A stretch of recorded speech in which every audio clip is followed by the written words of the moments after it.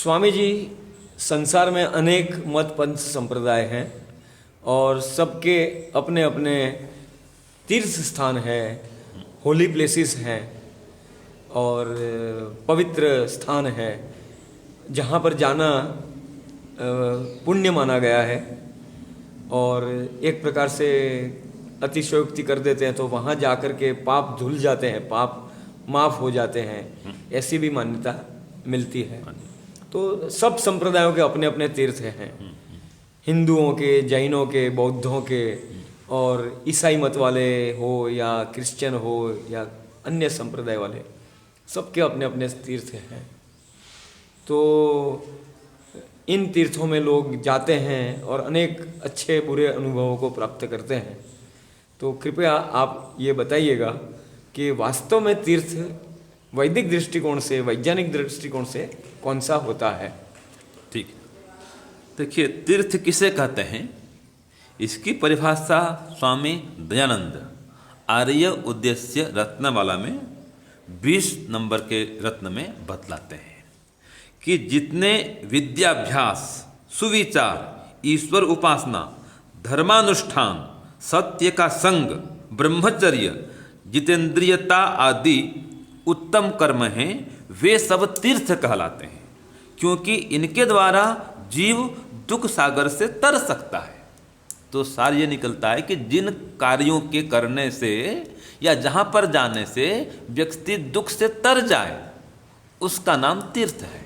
जैसे गुरुकुल है, गुरुकुल भी आएंगे, विद्या प्राप्त करेंगे तो अविद्या का नाश होगा, तो दुख से तर जाएंगे।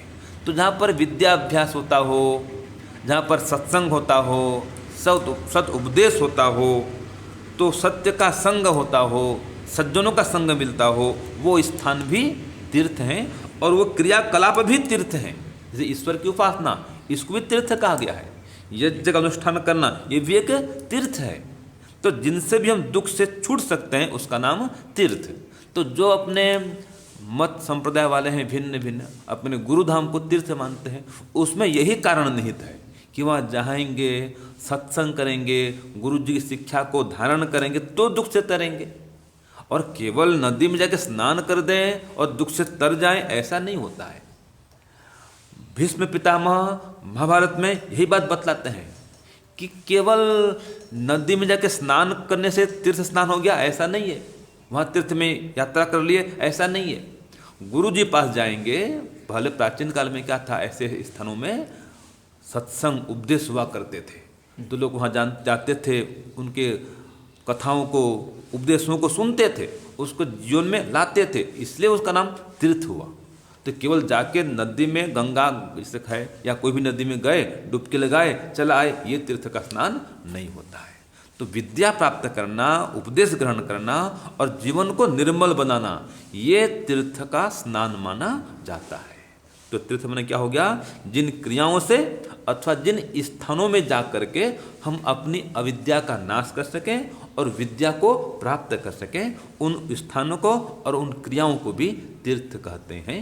ये शास्त्र का दृष्टिकोण है। ओम शांति ओम शम।